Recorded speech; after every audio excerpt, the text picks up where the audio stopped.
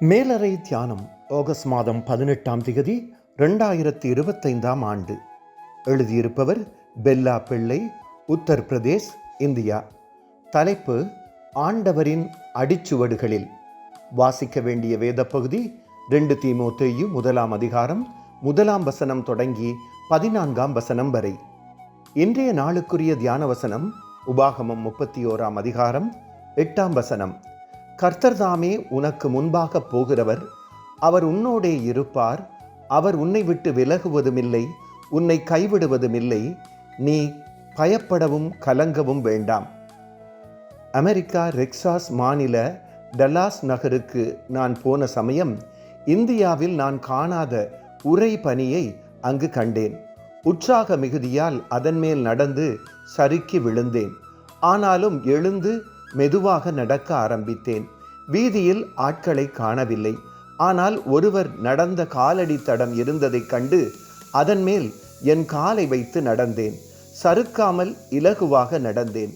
அந்த மனிதருக்காக கடவுளுக்கு நன்றி சொன்னேன். மக்கள் தம்மை பின்பற்ற இயேசுவும் தமது காலடி தடங்களை இவ்வுலகில் மிகவும் கஷ்டத்துடன் பதித்திருக்கிறார் என்று நம்புகிறேன்.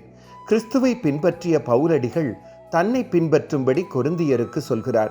1 கொரிந்தியர் 11ஆம் அதிகாரம் 1ஆம் வசனம்.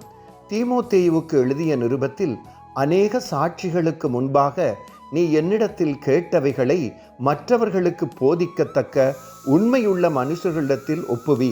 2 தீமோத்தேயு 2ஆம் அதிகாரம் 2ஆம் வசனம் என்று தனது உதாரணத்தாலும் கற்பித்தலாலும் தீமோத்தேயுவை தைரியப்படுத்துகிறார். பல நூற்றாண்டுகளின் பின்னர் இன்று கிறிஸ்து தமது அடிச்சுவடுகளை எமக்காக பதித்திருக்கிறார்.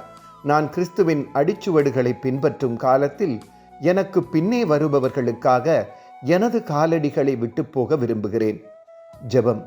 அன்பான இயேசுவே, நாங்கள் பின்பற்றுவதற்கு உங்கள் அடிச்சுவடுகளை தந்திருப்பதற்காக நன்றி. விசுவாசத்துடன் நாம் அடியெடுத்து வைக்க உங்கள் வழிநடத்தலை தாருங்கள். ஆமேன். இன்றைய நாளுக்குரிய சிந்தனை: மற்றவர்கள் கிறிஸ்துவை பின்பற்ற எனது வழித்தடம் உதவும்.